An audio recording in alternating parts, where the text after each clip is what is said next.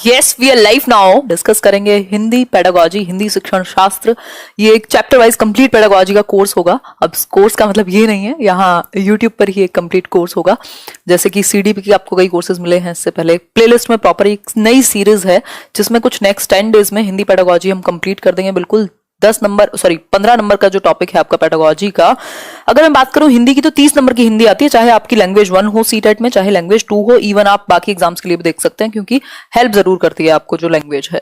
तो अगर मैं बात करूं यहाँ पर तो 30 नंबर की हिंदी है जिसमें से 15 नंबर की पेडागोजी है। बाकी 15 नंबर में आपका पैसेज है, गद्यांश और पद्यांश। गद्यांश और पद्यांश पे मैं किसी और दिन डिस्कशन करूंगी, 1-2 सेशन में। वो आपकी प्रैक्टिस का काम ज्यादा है, तो कह सकते हैं कि ये कंप्लीट सेशंस रहेंगे। कुछ 8-10 चैप्टर्स हैं इंग्लिश में आपके सिलेबस के अकॉर्डिंग। हिंदी पेडागोजी में हिंदी और इंग्लिश दोनों को ही चैप्टर वाइज हम खत्म करेंगे ताकि आप प्रॉपर 15 आउट ऑफ 15 ले सकें। और अगर मैं बात करूं 3 सब्जेक्ट की, अगर सीटेट की आप बात कर रहे हैं, सीडीपी, हिंदी और इंग्लिश, ये कुछ 90 मार्क्स हो गए आपके। 90 मार्क्स ही पासिंग मार्क्स हैं। इसके अलावा 10-20 नंबर में और आपको हेल्प मिलेगी, चाहे वो मैथ्स पेडागोजी हो, थोड़ा बहुत क्वेश्चंस के थ्रू। बट ये 90 मार्क्स जो हैं ये ऐसे कंप्लीट करते हैं हम लोग मिलकर कि आपको सोचने की जरूरत ना पड़े कुछ और, है ना।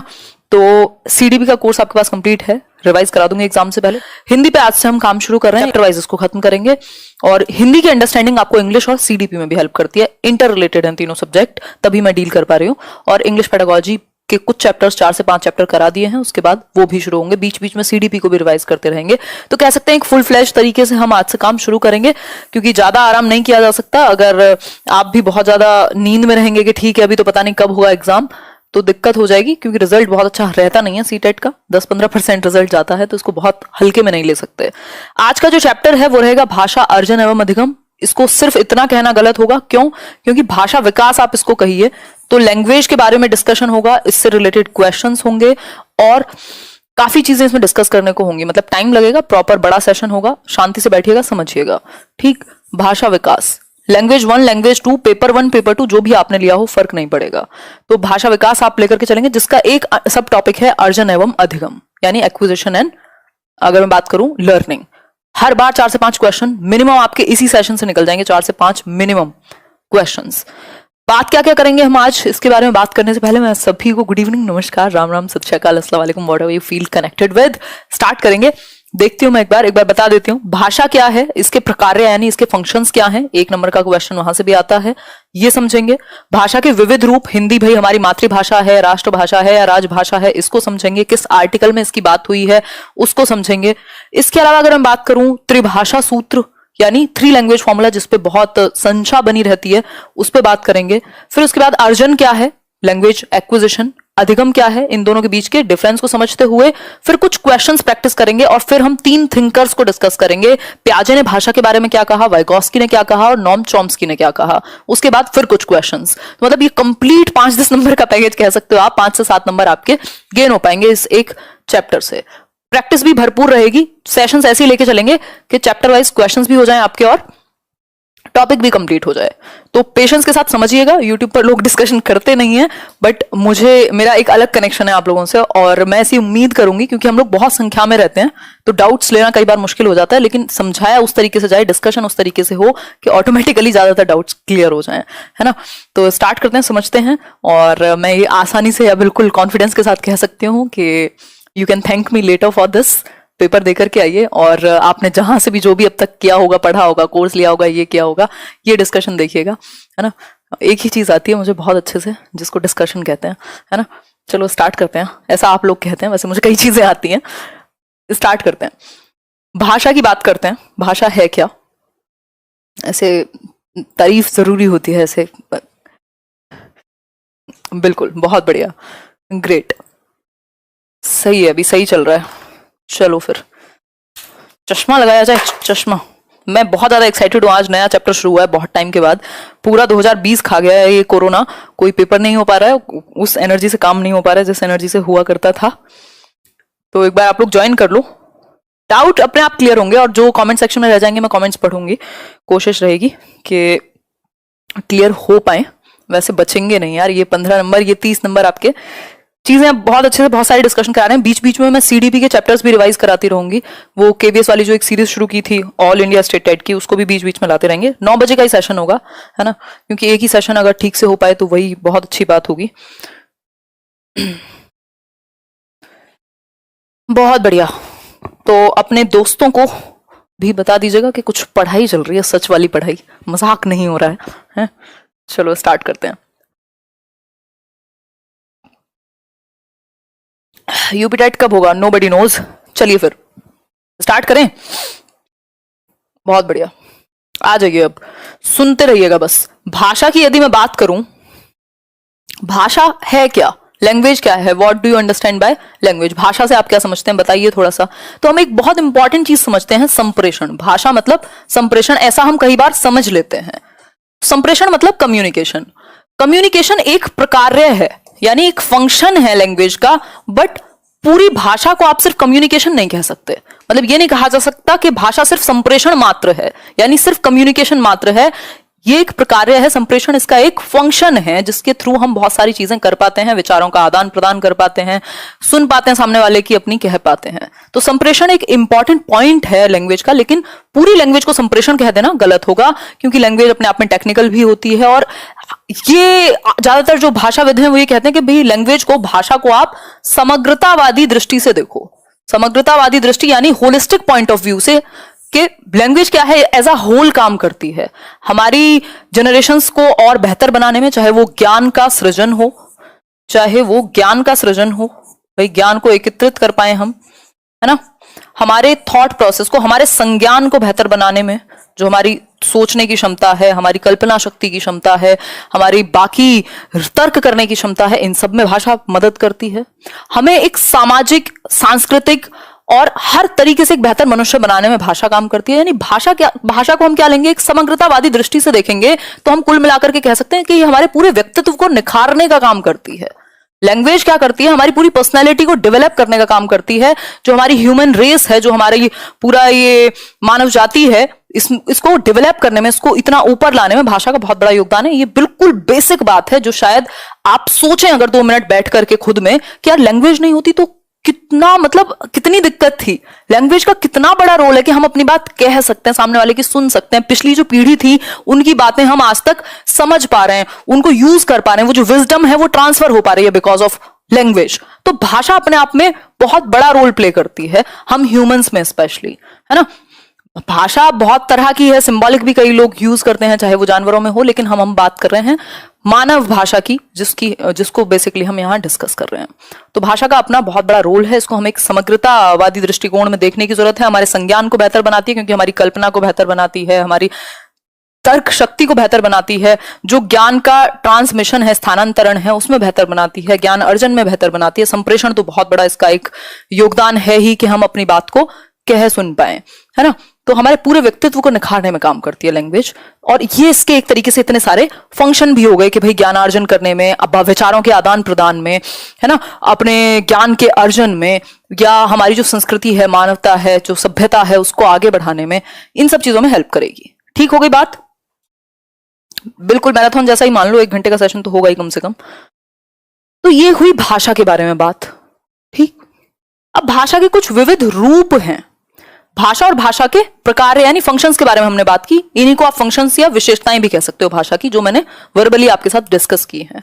भाषा के विविध रूप यानी कि इसके मल्टीपल एस्पेक्ट हो सकते हैं, रूप हो सकते हैं अलग अलग भाषा के। एक जो हम जन्म से सुनते आ रहे हैं, मातृभाषा, मदर टंग जिसको आप कह देते हैं, इंग्लिश और हिंदी दोनों में। दूसरा एक रूप है राष्ट्रीय भाषा। मातृभाषा क्या है? जो हम अपने आसपास के, जो हम अपनी जन्मभूमि से कह लीजिए, या जो भी हम अपने आसपास अपने पर्यावरण से, जो वो पहली भाषा जो हम अपने माहौल से उठा रहे हैं एक तरीके से, या अर्जित कर ले रहे हैं, है ना।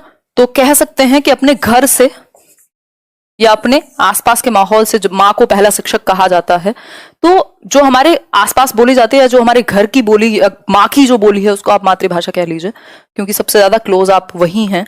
तो जो भी हमारे घर या आसपास हम क्या कर रहे हैं, जो अपने एनवायरमेंट से जिस भी भाषा को सबसे पहले उठा रहे हैं, सबसे पहले अर्जित कर रहे हैं, पहली भाषा भी आप इसको कह सकते हो एक तरीके से, मातृभाषा कहलाएगी। क्लियर हो गई बात? दूसरी एक बात है राष्ट्रभाषा। राष्ट्रभाषा, नेशनल लैंग्वेज कह लीजिए आप, उस भाषा को कहा जाएगा जिस मतलब जिस भाषा को पूरे देश के पूरे राष्ट्र के लोग बोलते हो, एक भाषा पूरे देश में चलती हो, या फिर राजकाज के जो काम है, जो आपके पूरे लॉ से रिलेटेड जितने भी काम है वो सब इसी भाषा में होते हो, तो इसलिए इसको राष्ट्रभाषा कह देते हैं। भारत में अब इसको फॉर्चुनेट कह लीजिए, अनफॉर्चुनेट कह लीजिए, कोई भी राष्ट्रभाषा नहीं है। हिंदी हमारी राष्ट्रभाषा नहीं है। इस चीज की कंफ्यूजन बहुत लोगों को रहती है, तो इसको आप क्लियर करेंगे कि हिंदी हमारी राष्ट्रभाषा नहीं है। इवन भारत में कोई भी राष्ट्रभाषा नहीं है, हो नहीं पाई बहुत सारी वजहों से, क्योंकि बहुभाषी देश है, यहाँ मल्टीलिंगुअल सोसाइटी है, तो किसी भी एक भाषा को हम राष्ट्रभाषा नहीं बना पाए। और इसमें कुछ और भी बहुत सारी चीजें हैं, बट हमें इतना जानना काफी होगा कि राष्ट्रभाषा नहीं है हमारे पास नेशनल लेवल पे कोई भी, नो राष्ट्रभाषा कह लीजिए। फिर इसके बाद आती है राजभाषा की बात। तो हिंदी हमारी राजभाषा है, जिसमें राजकाज के काम हो सकते हैं, जितने भी हमारे लीगल लेवल पे, जहां तक भी, तो राजभाषा के रूप में हम इसको इस्तेमाल में लाते हैं। तो हिंदी क्या है? राजभाषा है। ठीक है।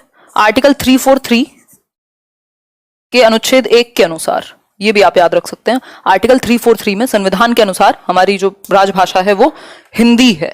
ठीक है बात। एक और एक्ट आपको याद आ रहा होगा, नहीं आ रहा हो तो कर लीजिए। एक ऑफिशियल ओला, मैं जिसको बोलती हूँ, ओला वो कैब वाला ओला नहीं है, ये ऑफिशियल लैंग्वेज एक्ट 1963 में आया था, if I am not wrong. तो इसमें ही कहा गया था कि जो हमारी ऑफिशियल लैंग्वेज है वो क्या है? हिंदी है, राजभाषा जिसको हम कह रहे हैं, और एसोसिएट ऑफिशियल लैंग्वेज हमारी इंग्लिश है। किस एक्ट में? ओला में। ठीक है, यहां तक बात क्लियर हो गई होगी। इंग्लिश के संबंध में भी एक बहुत महत्वपूर्ण पॉइंट था, यदि आप समझ पाए तो, है ना। यहां तक की बात क्लियर हुई या नहीं? क्लियर है बात? हिंदी के बारे में जिक्र किया है, ये बात सही है। और आर्टिकल 351 वो सही बोल रहे हो आप, बिल्कुल। हिंदी के बारे में जो जिक्र है वो 343 से, और 51 में भी बात की गई है कि भाई कैसे इसको प्रमोट करें और ये सारी चीजें। ठीक है, आगे बढ़ जाएं, बढ़े आगे। चलिए फिर नेक्स्ट पॉइंट पर बढ़ते हैं। ऐसे राइटिंग इतनी सुंदर आ रही है, मतलब मेरी राइटिंग है ये। अब त्रिभाषा सूत्र की बात करते हैं। त्रिभाषा सूत्र क्या है? 3 लैंग्वेज फॉर्मूला। 3 लैंग्वेज फॉर्मूला की यदि मैं बात करूं तो 1964-66 में कोठारी आयोग, शायद आपने सुना होगा, अभी न्यू एजुकेशन पॉलिसी के टाइम पे भी हमने इसके बारे में बात की थी। ये 8 तक जाकर के कहीं पास हो पाया था, है ना। कोठारी आयोग कहा जाता है, ये उस टाइम की एजुकेशन पॉलिसी कह सकते हो आप इसको। इन्होंने एक चीज को प्रमोट किया जिसको हम कह रहे हैं 3 लैंग्वेज फॉर्मूला, यानी 3 भाषाओं को पढ़ाएं हम या देश भर में चलाएं, इस तरीके का एक फॉर्मूला दिया। क्योंकि हमारा देश क्या है? एक बहुभाषी देश है, यहाँ बहुत सारी भाषाएं बोली जाती हैं। आप साउथ में चले जाइए, अलग भाषाएं मिलेंगी आपको, आप नॉर्थ में आइए, कुछ और मिलेगा। इवन बोली तो मतलब हम बोलते ही हैं कि कोस कोस पे पानी बदले 4 कोस पे वाणी, है इस तरीके का एक क्या कहें कहावत है, आपको शायद याद होगी, है ना। मैं जस्ट यहाँ एक कॉन्टेक्स्ट के बारे में बात कर रही हूँ कि भाषा हमारी जगह जगह पे काफी बदलती है, बोली या जो लैंग्वेज है उसमें अंतर है। भारतवर्ष में विविधताओं का देश है, इसीलिए कह रहे हैं हम। तो 3 लैंग्वेज फॉर्मूला की यदि मैं बात करूं तो यहाँ 3 भाषाओं की बात हुई है। अब ये आपको समझना पड़ेगा कि जो हिंदी स्पीकिंग स्टेट्स हैं, हिंदी स्पीकिंग स्टेट्स हैं जहां हिंदी बोली जाती है, और जो नॉन हिंदी स्पीकिंग स्टेट्स हैं जहां हिंदी नहीं बोली जाती है। भाई 2 कैटेगरी में आपने विभाजित कर लिया। 3 भाषाओं की बात की है किसने? त्रिभाषा सूत्र ने। 3 का मतलब ये है 3 लैंग्वेज फॉर्मूला, यहां से क्लियर है सब कुछ। ठीक, जहां पे हिंदी बोली जाती है, तीनों ही जगह, मतलब दोनों ही जगह पर 3 लैंग्वेज तो हम पढ़ाएंगे। 3 लैंग्वेज का चलन है 3 लैंग्वेज फॉर्मूला में। अब वो 3 लैंग्वेज कौन सी होंगी? जहां हिंदी बोली जाती है वहां भाई पहली लैंग्वेज होगी आपकी मदर टंग। मदर टंग यानी मातृभाषा। अगर हिंदी है हिंदी स्पीकिंग स्टेट्स में तो हिंदी हो गई। दूसरी भाषा अंग्रेजी या कोई भी मॉडर्न इंडियन लैंग्वेज। 22 भाषाएं हैं जो हमारी आधुनिक भारतीय भाषाएं जिनको हम कह रहे हैं। तो या तो MIL या फिर हम इंग्लिश लिख सकते हैं, इंग्लिश या फिर मॉडर्न इंडियन लैंग्वेज कोई भी। और तीसरी भाषा जो दूसरे लेवल पे ना पढ़ाई गई हो, अगर इंग्लिश यहां पढ़ाई है तो फिर यहां कोई भी मॉडर्न इंडियन लैंग्वेज को हम पढ़ाएंगे। ठीक हो गई बात यहां तक की? तो 3 भाषाएं पढ़ानी है हमें, और मातृभाषा में ही इंस्ट्रक्शन हो, यानी मदर टंग का इस्तेमाल करके हम प्राइमरी लेवल पे तो एटलीस्ट इंस्ट्रक्ट करेंगे बच्चे को, जो उसकी मातृभाषा है, जो उसकी घर की भाषा है, ताकि वो बेहतर तरीके से कनेक्ट कर पाए, जुड़ पाए शिक्षक से, या जो भी सीखने की सहज प्रक्रिया में वो आगे बढ़ पाए। नॉन हिंदी स्पीकिंग स्टेट्स में जो भी मदर टंग होगी, मान लीजिए तमिल है, तेलुगु है, जो भी है मदर टंग, फिर उसके बाद हिंदी सेकेंड लैंग्वेज होगी यहां, क्योंकि पहली भाषा हिंदी नहीं थी। ये बात ध्यान में रखने वाली है। तीसरी भाषा इंग्लिश या कोई भी मॉडर्न इंडियन लैंग्वेज, MIL और इंग्लिश। मॉडर्न इंडियन लैंग्वेज मतलब भारतीय आधुनिक भाषाएं जिनको कहा जा रहा है, 22 भाषाएं हैं, उनमें से कोई भी एक भाषा यहां हो सकती है। क्लियर हो गई बात? ज्यादा सीरियस तो नजर नहीं आ रही हूं मैं आज, मतलब एक स्पीड बना करके चलनी है ना। इस पे खैर दंगे भी हुए थे, बट हमें ये 3 लैंग्वेज फॉर्मूला समझना होगा। हमसे पूछ लेता है कई बार, इवन D2+B KVS तक के एग्जाम्स में भी पूछ लेता है। ठीक, खाना खा लिया गया है, ठीक है बात, बहुत बढ़िया।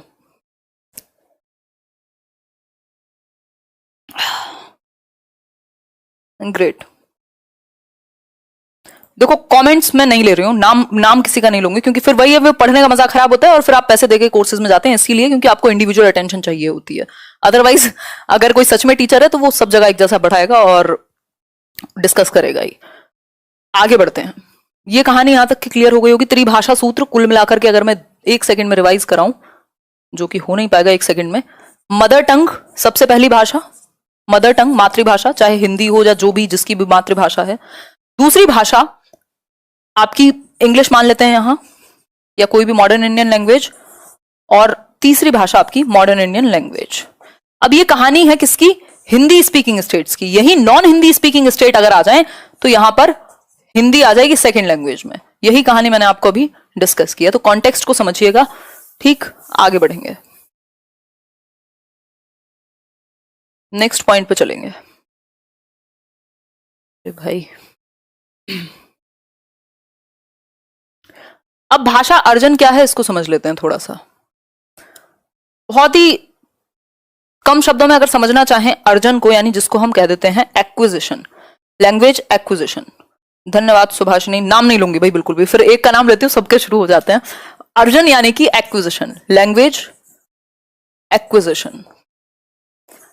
अब शाम को कोशिश रहेगी मेरी अच्छे अच्छे टॉपिक्स आपके साथ डिस्कस किए जाएं। ये सेशन 9 बजे का या 9:30 बजे, आई थिंक 9:30 से ही ले पाऊंगी। तो इस तरीके का हो कि आपको बहुत कुछ सीखने को मिले हर रोज, है ना। तो अगर आप सीखने की इच्छा से आएंगे तो बिल्कुल बहुत कुछ मिलेगा।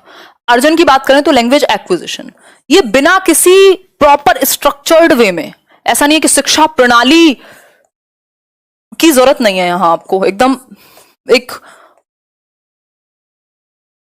बिना किसी स्ट्रक्चर्ड वे में, नॉन स्ट्रक्चर्ड कह सकते हो आप हिंदी में, कि संस्थागत तरीके से आपको भाषा सीखने की जरूरत नहीं है, शिक्षा प्रणाली की आवश्यकता नहीं है। आप सहजता से अपने एनवायरमेंट से, अपने पर्यावरण से भाषा को अर्जित कर ले रहे हैं।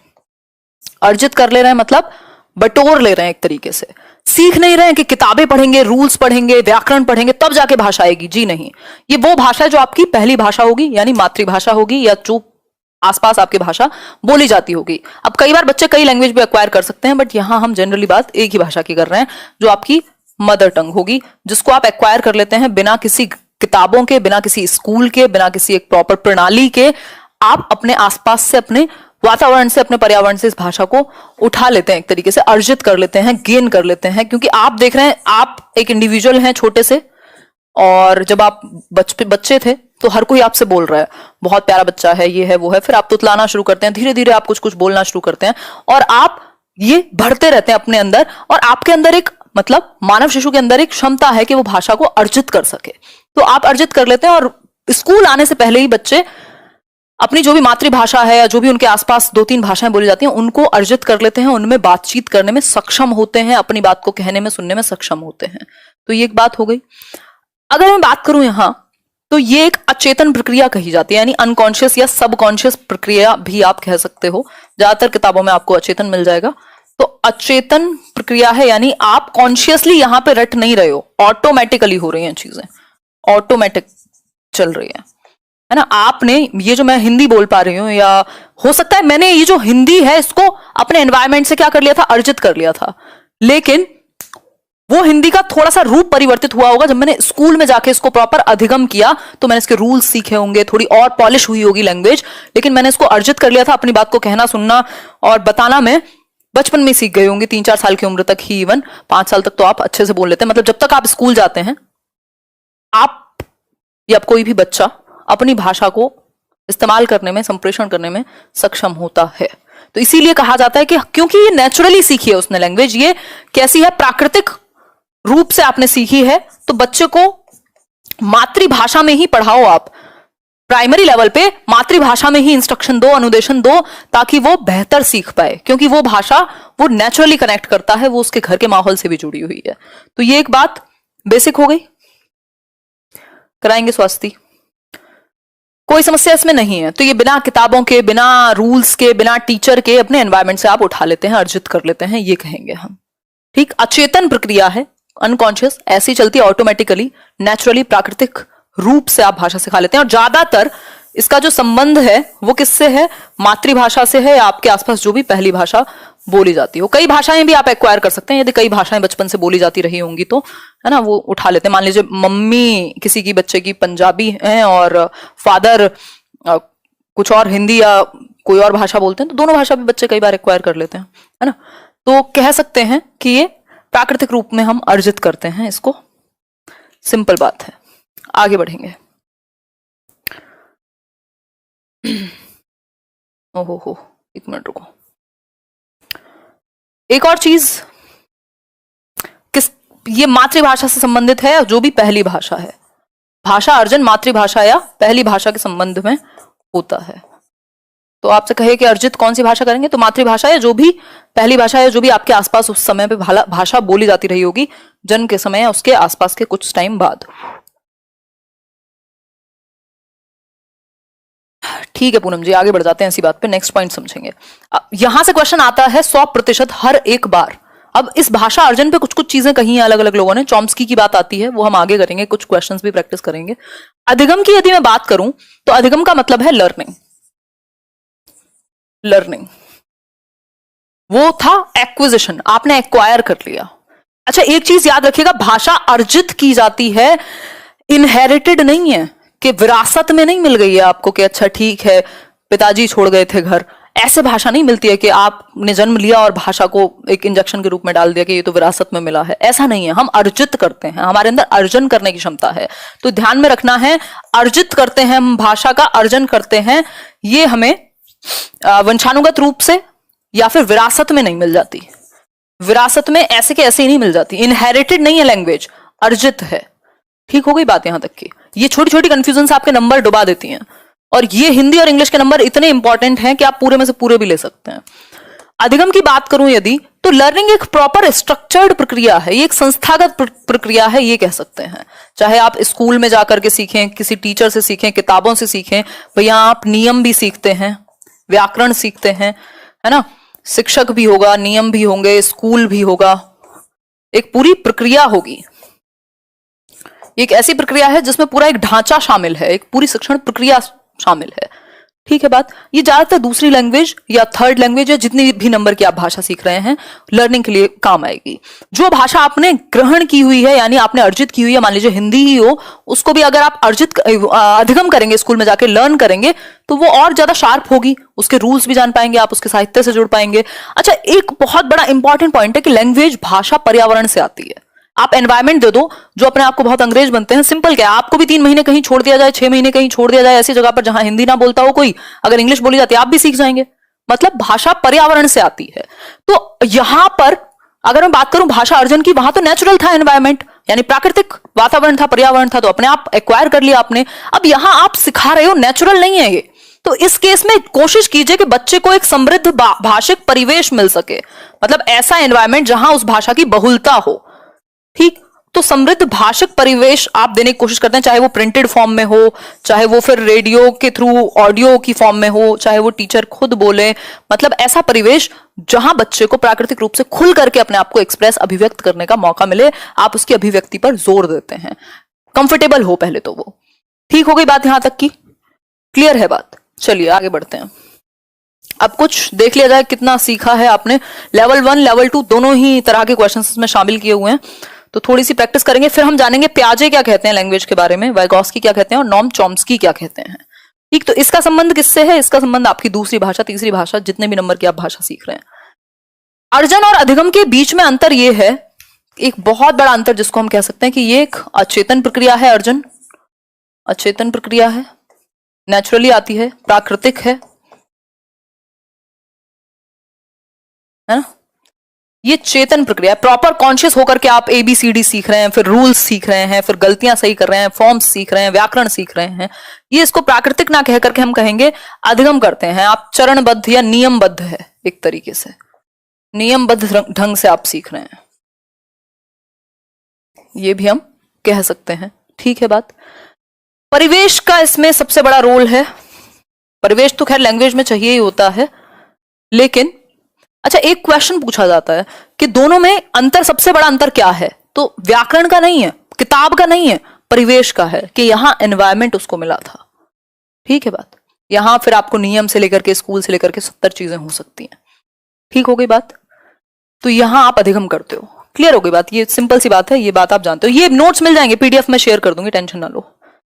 बट कोशिश करो कि एक बार समझ लोगे तो दिमाग में चीजें ज्यादा रहती हैं। आप कुछ क्वेश्चंस प्रैक्टिस कर लेते हैं, पता तो लगे आपने कितना सीख पाए, है ना? कितना सीख पाए ये पता लगेगा आपको। और अलग अलग तरह के क्वेश्चन अगर इसी टॉपिक से आएंगे तो आप कितने अच्छे से कर पाओगे, क्योंकि ये ओवर कॉन्फिडेंस ज्यादातर लोगों को होता ही है कि हमें ये टॉपिक आता है ना? तो समझते हैं, इसको स्टार्ट करते हैं। और अगर मैं बात करूं इसकी, तो इसके बाद हम पियाजे, वाइगोत्स्की और चॉम्स्की ने क्या कहा है इसी सेशन में समझेंगे। पहले कुछ 5-10 क्वेश्चन प्रैक्टिस कर लेते हैं, जितना हमने अब तक पढ़ लिया उसके अनुसार। बच्चे अपनी मातृभाषा का 4 नंबर का काम हम कम से कम कर चुके हैं अब तक। 3 से 4 नंबर कर चुके हैं, 3 से 4 नंबर अभी और रहते हैं, 7 नंबर तक आप मान के चलना इस सेशन को। बच्चे अपनी मातृभाषा का प्रयोग करते हुए हिंदी भाषा की कक्षा में अपनी बात कहते हैं। यह बात डैश है, यानी अपनी मदर टंग का इस्तेमाल कर रहे हैं बच्चे, और अपनी क्लासरूम में टीचर ने क्वेश्चन पूछा और वो मदर टंग में अपनी यानी मातृभाषा में रिप्लाई कर रहे हैं। इस बात को स्वाभाविक मानेंगे, निंदनीय मानेंगे, विचारणीय मानेंगे या अनुचित मानेंगे?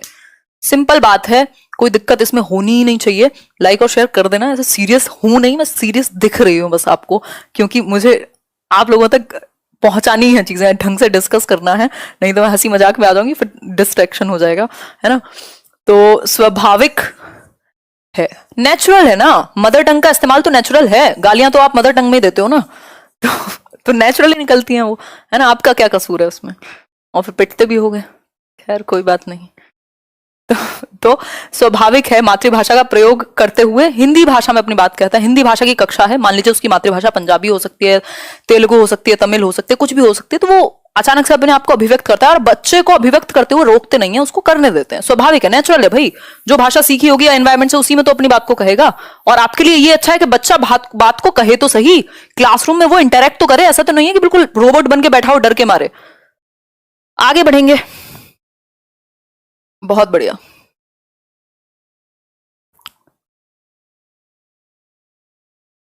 टी शर्ट को क्या हुआ? कुछ नहीं हुआ यार, ऐसे ही for a change. Next question पे बढ़ते हैं। और भी गम है जमाने में एक टी शर्ट के सिवा, है कोई और टी शर्ट नहीं पहन सकते क्या? बताइए एक बार। क्वेश्चन नंबर 1 देखिए एक बार। भाषा अर्जित करने के संदर्भ में कौन सा कथन उचित नहीं है, यानी सही नहीं है?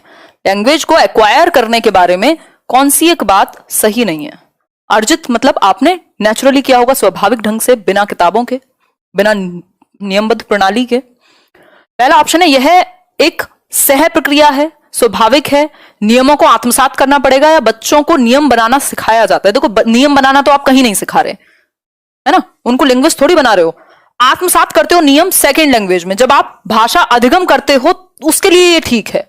लेकिन भाषा अर्जन हमेशा स्वाभाविक प्रक्रिया है, नेचुरल प्रोसेस है, अचेतन प्रक्रिया है।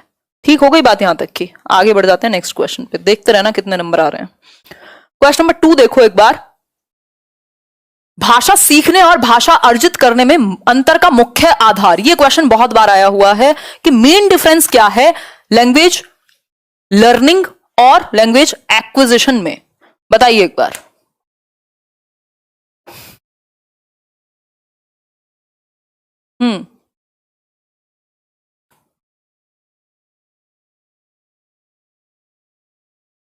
आंसर कीजिए।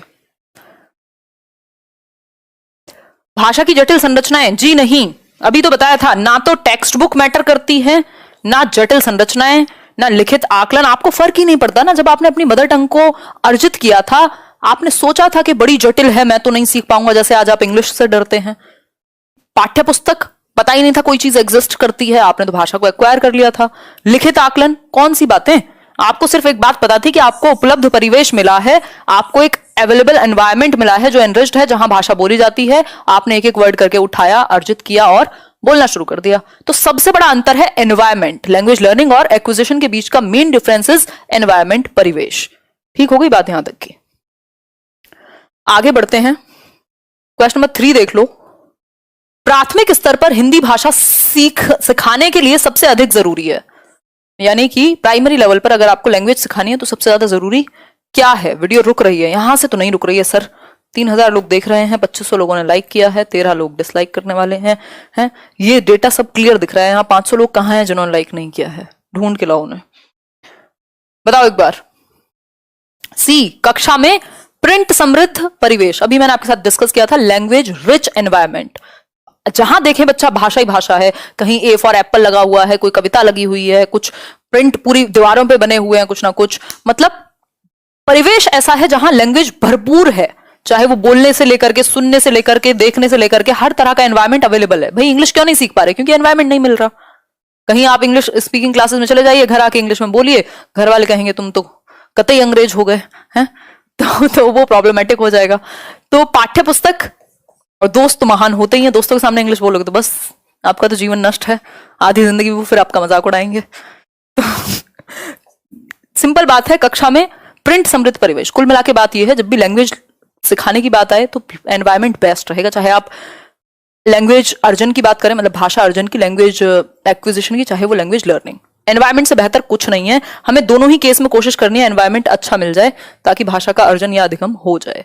नेक्स्ट क्वेश्चन आपके सामने प्रस्तुत किया जाता है, बताइए एक बार। जी रुद्र प्रताप जी, आप सही कह रहे हैं, सही कह रहे हैं आप, आंसर कर दीजिए इसी बात पे। फर्स्ट क्वेश्चन दोबारा देखिए। अच्छा ठीक है, मैं दोबारा देख लेती हूँ। डॉली, एक बार ये वाला आंसर करो।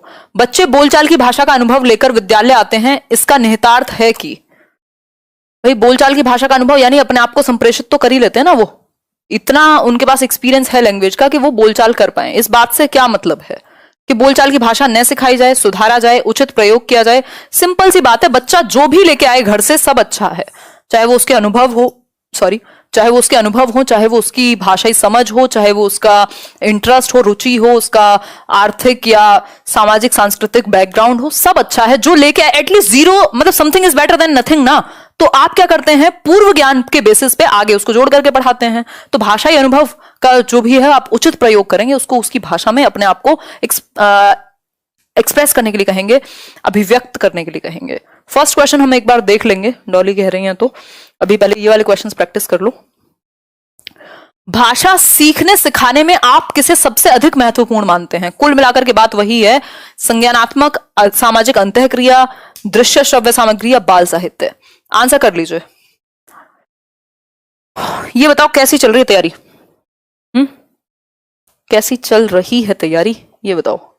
आर्मी पब्लिक के बारे में बात करेंगे। एक्चुअली बात क्या करेंगे, कई लोग आतुर हैं, बहुत सारे कमेंट्स भी पढ़ चुकी हूं मैं उदय सर वाले वीडियो पे, अभी बताएंगे। बी, बहुत तेजी से, सिंपल बात, सामाजिक अंतःक्रिया। भाई जब एनवायरमेंट से सीखेगा बच्चा, परिवेश से सीखेगा। परिवेश में क्या दीवारों से थोड़ी ना सर मारेगा, परिवेश में लोग होंगे, समाज होगा, अंतःक्रिया करेगा। भाषा एक बहुत बड़ा रोल हमें एक सामाजिक मनुष्य बनाने में भी करती है, एक सक्रिय सदस्य बनाने में भी करती है समाज का। तो सामाजिक अंतःक्रिया जिसकी बात कौन करेगा, वाइगॉस्की करेंगे कि भाई समाज के साथ जब आप इंटरैक्शन करते हैं, अंतःक्रिया का मतलब है इंटरैक्शन, जब आप इंटरैक्शन करते हैं तब आप भाषा जल्दी सीखते हैं। आप प्रैक्टिस करते हैं, 4 लोगों में ग्रुप डिस्कशन करते हैं। क्यों करा रहे हैं ग्रुप डिस्कशन? जो इंग्लिश में ज्यादातर स्पोकन क्लासेस हैं, सब कराएंगे। डिबेट्स होती हैं, क्यों? क्योंकि सामाजिक अंतःक्रिया, हम अपने विचार विमर्श कर पाएंगे, सामने वाले की बात को कहेंगे, सुनेंगे, समझेंगे, इंटरैक्ट करेंगे। तो that is much better than anything else. ठीक हो गई बात। अब हम बात करेंगे प्याजे क्या कहते हैं भाषा के बारे में, और उन्होंने कैसे इसे संज्ञानात्मक विकास से जोड़ा है। उससे पहले हम फर्स्ट क्वेश्चन को देख लें, किसी को कंफ्यूजन हो गई है, उसमें नहीं दिया हुआ है। कौन सा कथन उचित नहीं है? अच्छा यार फिर से आंसर कर दो, इसका तो मैंने गलत ही बता दिया, मैंने ही नहीं देखा। मैं आप लोगों को सुबह से शाम तक लेक्चर पेलती हूँ कि नहीं वाले क्वेश्चन में 1 नंबर चला जाएगा, बट मेरी गलती माफ की जाएगी क्योंकि मैं चेक कर रही थी, है ना। ऐसे जो बड़े बूढ़े टीचर होते हैं, वो स्पेशली पुराने समय के शिक्षक यही क्या करते थे, मैं चेक कर रहा था। बताओ एक बार, आंसर करो एक बार। फर्स्ट का सी, हिंदी क्लास 5 दिन लगातार चला दीजिए। शोभित, कर देंगे, सिलेबस खत्म कर देंगे अगले 5 से 7 दिन में। इस हफ्ते में तो शायद ना हो पाए, बट कर देंगे। ये 15 नंबर में आपको लगातार करा दूंगी। जब आप कह रहे हो तो मान लिया, आपकी बात मान लिया हमने, ठीक है। बताओ एक बार, भाषा अर्जित करने के संदर्भ में कौन सा कथन उचित नहीं है? यह एक सह प्रक्रिया है, ठीक है। साथ साथ यह एक स्वाभाविक प्रक्रिया है, सही है। नियम बनाना सिखाया जाता है, ये बात तो गलत होगी। बच्चे भाषा के नियमों को आत्मसात करते हैं, हाँ, जो भी नियम है उनको आप आत्मसात करते हैं, ये बात तो सही है।